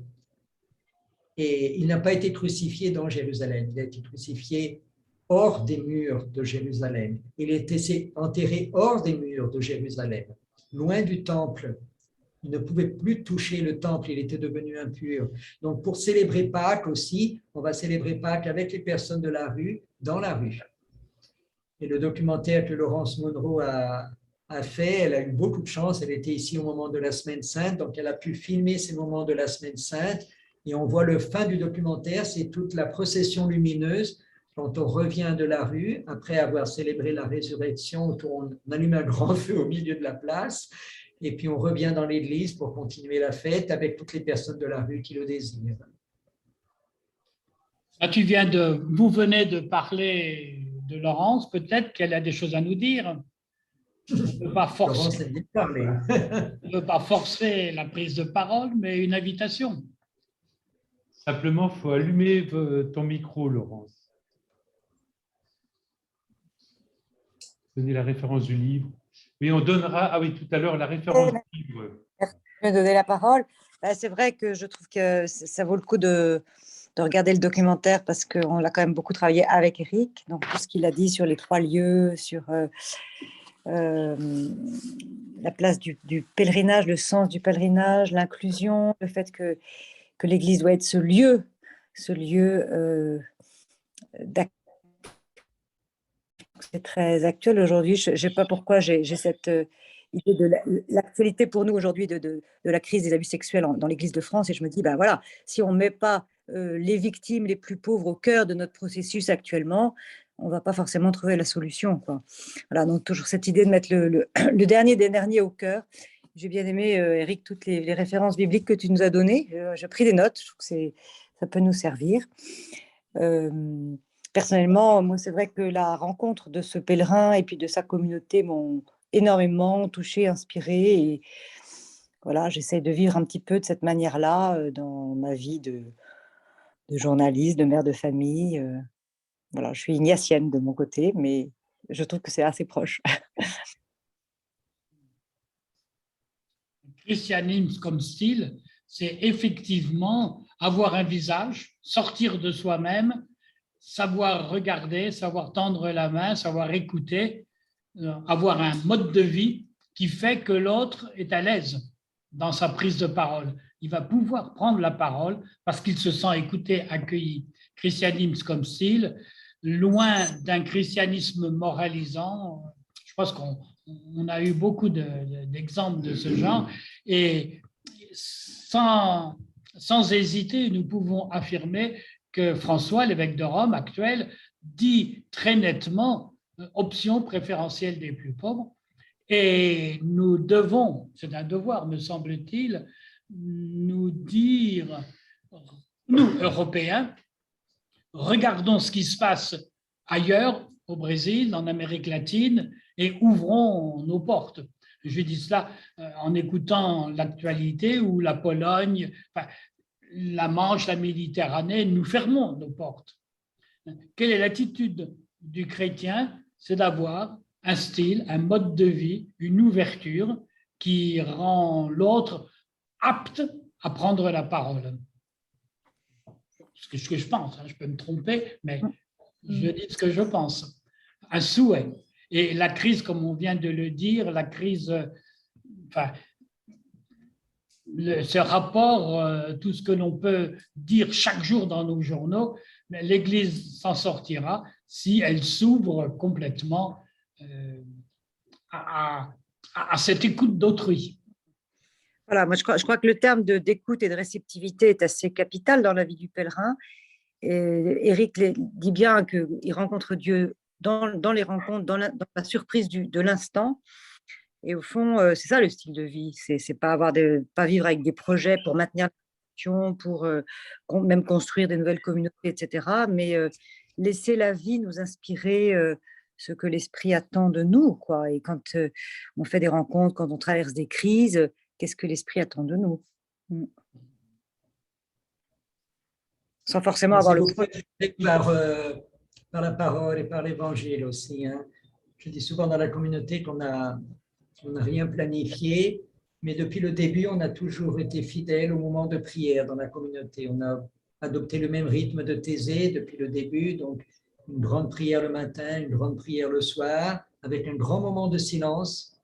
Il n'y a pas besoin de commentaires, on ne commente pas ici. Après l'évangile, que l'on écoute le matin et le soir, parce que pour les personnes accueillies, un texte, c'est déjà beaucoup par jour pour nous aussi. En fait, donc, on prend juste l'évangile pour chaque jour, que l'on médite à la prière du matin et à la prière du soir, et on laisse un grand temps de silence pour que cette parole puisse toucher le cœur de chacun et de chacune.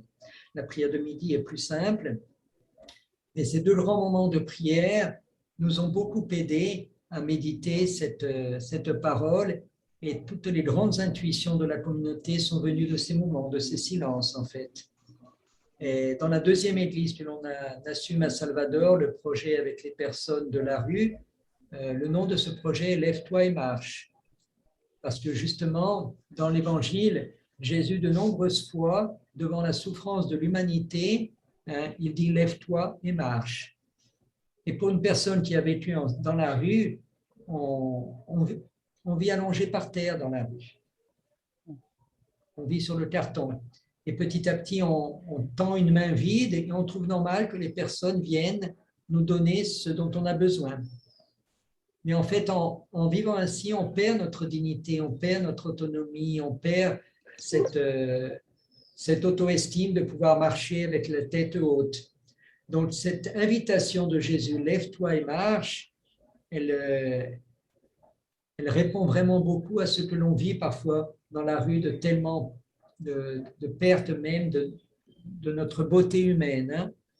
Alors, c'est pour ça que notre projet s'appelle « Lève-toi et marche », comme si cette invitation de Jésus devait orienter toute notre action.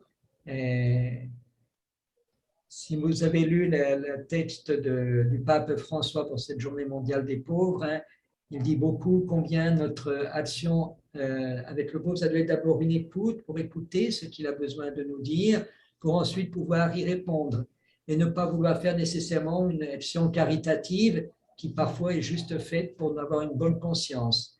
Donc, c'est un petit peu comme s'il nous disait, nous devrions être des instruments du lève-toi et marche pour l'autre.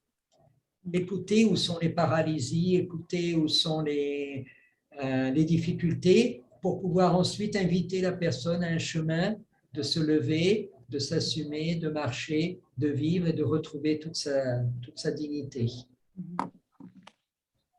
Qui souhaite prendre la parole? Une question? Une question? Même si ce n'est pas une question, une affirmation, une contestation, une opposition, une prise de parole. Qui lève la main? Ah, il y a Laurence. Ici, oui. là. Il y a là-bas. Laurence aussi, et puis ici. Là-bas. Nicole, faut que tu... Alors. Nicole arrive. Il y a du monde dans la salle, voilà. J'ai une question très terre à terre. C'est ce monde-là, il faut bien qu'il puisse manger, etc. Et comment vous y prenez? C'est l'accueil de la Providence, enfin, je ne sais pas. D'où vient l'argent? Comment il s'organise? C'est une excellente question et j'en ai pas parlé quand j'ai parlé au début de la communauté, mais donc ma vocation est bien monastique. Hein. Et dans la tradition monastique, aussi bien de Saint Benoît, de tous les autres moines, c'est prix et travail. Hein. Donc, si j'ai vécu sans argent pendant les 11 années où j'étais moine pèlerin, parce que le moine pèlerin vit de fait sans argent, enfin, ça fait partie de sa vocation, à partir du moment où on a commencé la communauté, on a toujours dit que la communauté devait vivre du fruit de son travail. Donc, depuis le début, depuis 20 ans ça, et la communauté a toujours cherché différentes façons pour nous permettre, on va dire symboliquement, que le pain qui est sur notre table chaque jour soit le fruit de notre partage entre nous. Entre nous. Alors, on a plusieurs propositions d'activités pour toutes les personnes accueillies dans la communauté. Et le matin, dans la communauté, parfois, c'est un petit peu une fourmilière ou une ruche. Il y a tout le monde qui tourne à droite et à gauche parce que pour moi, il est fondamental que personne ne reste sans rien faire pendant la journée. Hein. Donc, on a beaucoup de propositions de travail pour toutes les personnes accueillies. On a un lieu où on récupère tout ce qui est recyclable dans la rue. Donc, on a des petites charrettes à bras pour aller dans la rue récupérer tout ça. On a un petit bazar, on a un jardin potager.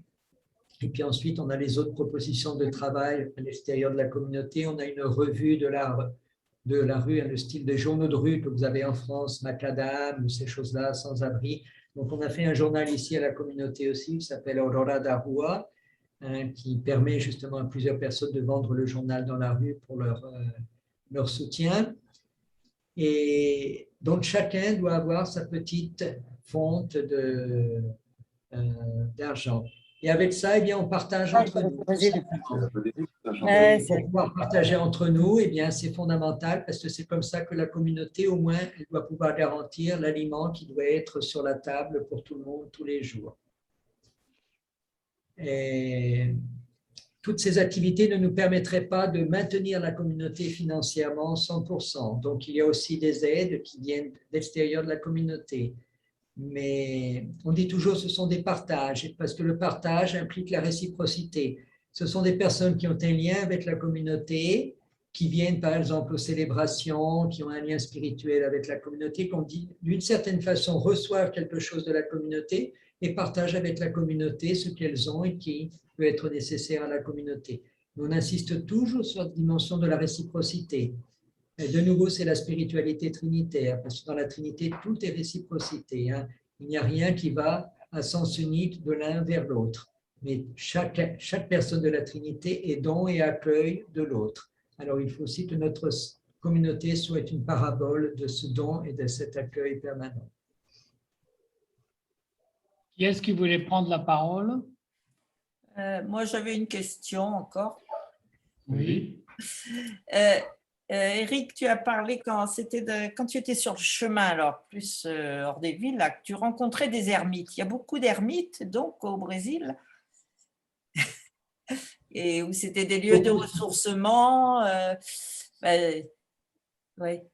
Beaucoup, c'est beaucoup dire, mais il y en a. Alors, Chrétiens? Certains vraiment des vrais ermites, je dirais des personnes qui ont découvert la vocation d'ermite. Hein. Il y a un franciscain qui a vécu pendant 10 ans au couvent et qui, devant le refus de ses supérieurs pour le laisser vivre sa vocation d'ermite, a fui le couvent par la fenêtre pendant la nuit, a marché pendant plus d'1 mois pour aller jusque dans un diocèse où l'évêque était franciscain et il savait que cet évêque allait l'accueillir comme ermite. Hein. Donc, il est parti là-bas, il est devenu ermite là pendant 20 ans et ensuite, eh bien, il a été ordonné évêque. Et aujourd'hui, c'est un des évêques du Brésil et un des plus beaux évêques du Brésil d'ailleurs. C'est celui qui a fait une grève de la faim pour le fleuve San Francisco au moment qu'il y a eu des histoires ici. Un évêque très prophétique. Et donc, j'ai vécu dans son ermitage pendant tout un carême et nous sommes très, très proches. Il est venu plusieurs fois ici à la communauté. Ensuite, il y a des autres ermites qui sont des personnes qui ont découvert leur vocation sans être nécessairement ecclésiales, mais qui vivent dans un lieu reculé, un petit peu seul, parfois avec des personnes qui vivent autour d'elles et qui ont une mystique, une spiritualité tout à fait spéciale. Alors, il y a Frère Georges, il y a Gabriel, il y en a d'autres comme ça. Alors, c'est des personnes, quand je marchais, les gens m'en parlaient, alors du coup, j'y allais. Hein. Il y en a certains que j'ai visités, je ne suis jamais retourné. Puis d'autres, par contre, on a fait une grande amitié. Et je suis retourné souvent. Il y a une sœur belge qui vit tout en haut d'une montagne dans une petite chapelle qui a été construite pendant une grande sécheresse. Et elle est là. Et voilà. Alors, il y en a pas beaucoup, mais il y en a. D'autres questions pendant que Michel est en train de taper la référence du livre de Théobald, Christophe Théobald, hein, sur la messagerie, comme ça tout le monde pourra le voir. Une question dans la salle? Une question chez les Non, autres? moi, je veux bien Oui. reprendre. Laurence? Oui, moi, c'est vrai que ce qui m'a beaucoup touchée quand j'ai rencontré Éric, c'est que cette attitude de réciprocité, cette figure d'église qui ne se positionne pas du tout au-dessus, mais vraiment d'égal à égal, quoi. Et il raconte dans son livre la première nuit qu'il a passée dans la rue, où il a demandé l'hospitalité à un homme de la rue. L'homme de la rue lui a dit « Viens, je t'invite chez moi ». Et chez moi, c'était sous l'auvent d'une église, donc c'était dehors. Mais donc, le fait d'arriver les mains vides et en demandant, en étant fragile, sans rien, sans projet et sans sécurité, il permet à celui qui n'a rien de donner encore quelque chose, quoi. Voilà. Donc ça, je trouve que c'est important, l'histoire des mains vides et de la réciprocité.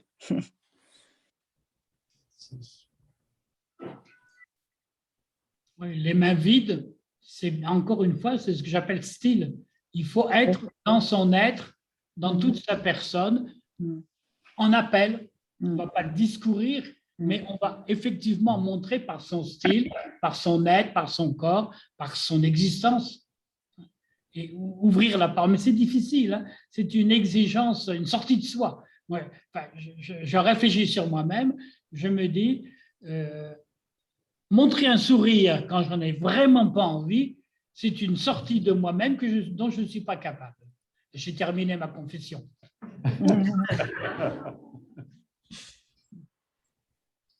Mais je me dis comment que ce style de vie peut inspirer notre Église, quoi.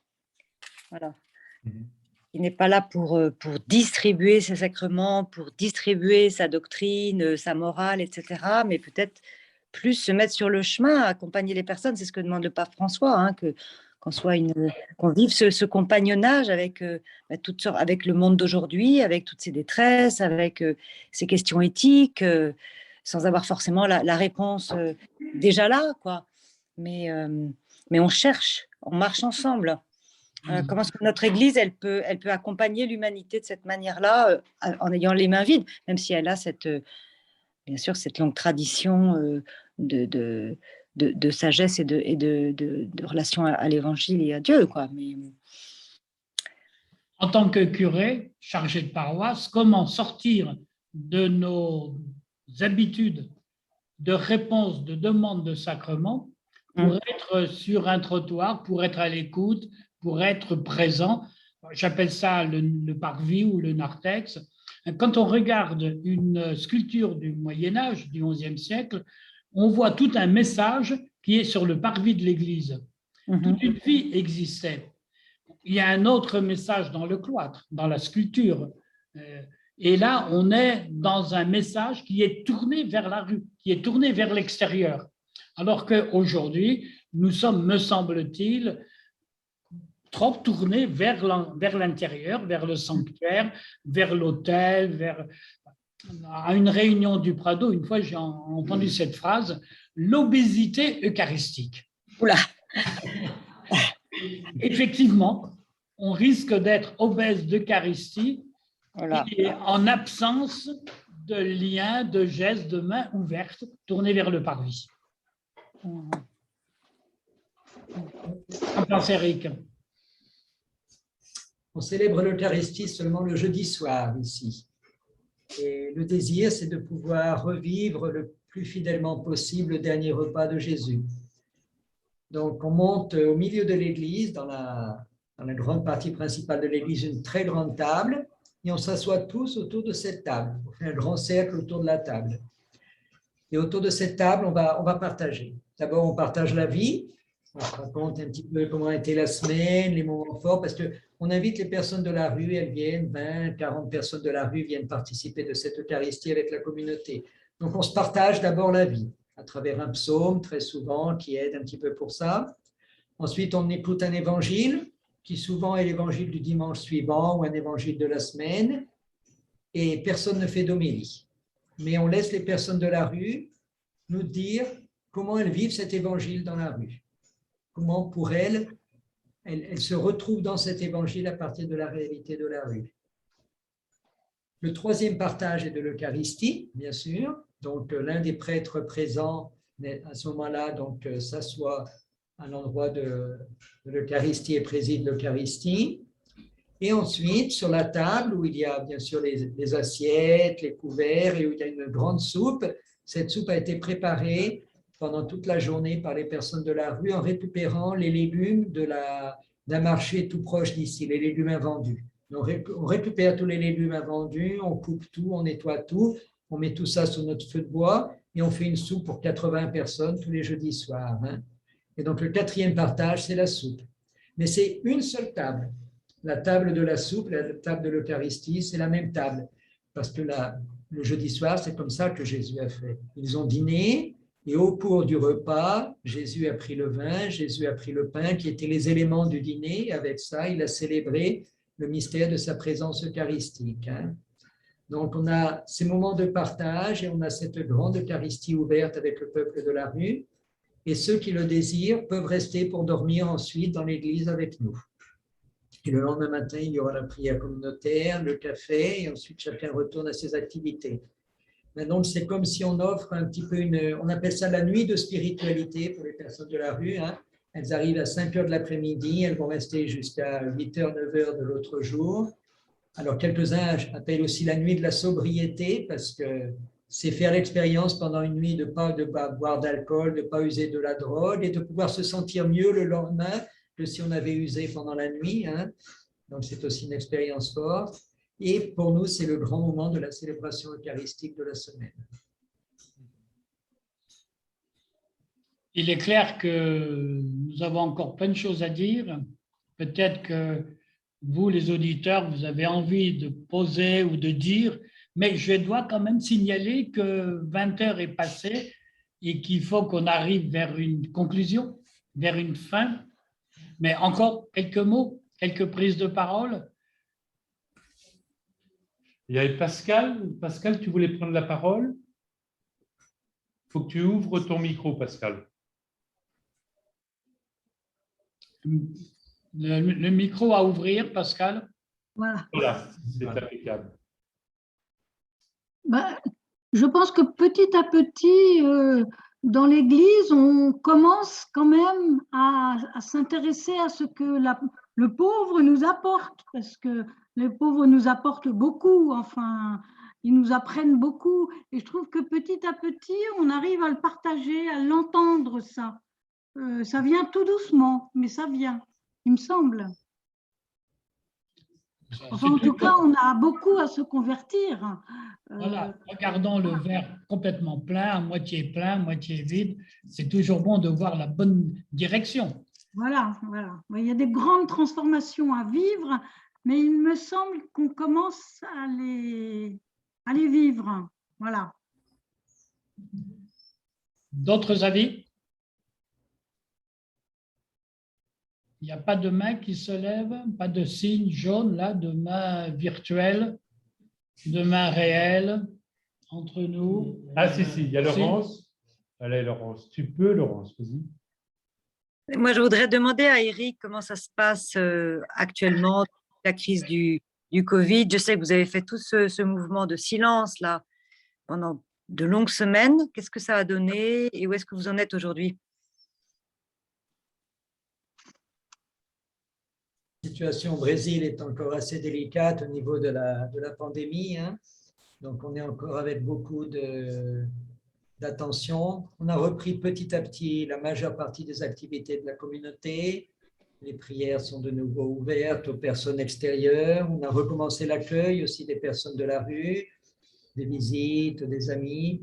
Mais pour l'instant, c'est encore très, très, très doux, très lentement, parce que les activités encore au Brésil sont vraiment très limitées, hein. On a encore malheureusement des numéros qui sont assez forts ici au Brésil au niveau de la pandémie. La vaccination va bien, heureusement, ça protège bien. Ici à la communauté, tout le monde a été vacciné. Voilà, mais bon, ça fait 1 an et demi que l'on vit un petit peu très fermé ici sur la communauté. Alors, il est très difficile de rouvrir ensuite, de fait. La communauté a de fait suscité cette action qui s'appelait le silence pour la douleur pendant la pandémie qui a été répercutée au niveau national. Donc, ça nous a beaucoup aidé à vivre la pandémie pour nous ici, de pouvoir offrir dans le silence, un petit peu comme je disais, étant pèlerin tous les vendredis, je déposais au pied de la croix toute la souffrance que j'avais témoignée pendant la semaine. Eh bien, on a fait ça pour toute la pandémie aussi. Alors, comme on était un peu le centre au Brésil de cette campagne, on recevait des messages de tout le Brésil, de personnes qui nous disaient « Ah ben mon frère est rentré à l'UTI, mon papa, mon fils, quelqu'un… » Ils nous demandaient de prier pour ces personnes. Alors, on a beaucoup reçu tout ça et tous les jours, on offrait ça. On a monté une tente sous la porte principale ici de l'église, devant la rue. On restait en silence de 6 heures du matin à 6 heures du soir. Il y avait toujours une personne de la communauté en silence là, hein. Pendant plus d'1 an. Pendant plus d'1 an, on a maintenu la présence pendant toute la journée en silence dans la tente de la Trinité, comme on l'appelait, hein. Voilà. On essaye de reprendre la vie normale, mais de fait, c'est très compliqué pour l'Europe. Vous êtes un petit peu au début d'une 4e onde, une 4e vague, là maintenant, c'est pas simple non plus, hein. Et on ne sait pas trop comment tout cela va continuer. Voilà. Mais là, comme on est bien vacciné ici, on est quand même beaucoup plus tranquille actuellement. On est invité à s'interrompre, mais peut-être, Eric, vous avez encore quelque chose à nous dire. Réfléchissez un petit peu, je vous laisse quelques minutes, quelques secondes. Est-ce qu'il y a quelques mots que vous auriez envie de dire que vous n'avez pas eu l'occasion de faire? Il y a un mot qui est très important pour nous ici, qui vient beaucoup de notre mystique trinitaire, c'est la tendresse, hein. J'aime beaucoup parler de la tendresse de la Trinité. Et pour moi, la Trinité toujours nous entoure chacune de nous d'une tendresse infinie et nous invite à manifester cette tendresse, surtout à toutes les personnes qui peuvent se sentir exclues, oubliées, humiliées, qui ne trouvent pas leur place soit dans l'Église, soit dans la société. Alors, pour moi, vivre la mystique trinitaire, ça serait être signe de cette tendresse de la Trinité et de manière très, très spéciale pour nous ici, pour le peuple de la rue, hein. Alors, je voudrais que cette tendresse puisse rester entre nous à la fin de cette soirée, dans cette communion qui nous unit à travers les océans, à travers cette visioconférence, hein, et que la Trinité puisse nous maintenir en sa tendresse pour que nous puissions prier les uns pour les autres et que nous soyons pour les pauvres d'aujourd'hui signes de cette tendresse de la Trinité. Merci beaucoup. Merci. Je montre ici la prochaine rencontre. C'est le 30 novembre, dans cette salle, avec Daniel Grassino, avec Gilda Grassino, sur Pousse Nouvelle de l'Église en ruralité. Donc, ce papier, vous pouvez en prendre, distribuer autour de vous, et on verra. Pour terminer, je dis très bien la visioconférence, mais n'hésitons pas aussi à venir dans cette salle pour que l'on puisse être en direct, en dialogue. Et on remercie de nouveau frère Eric pour tout ce que l'on a entendu. Merci.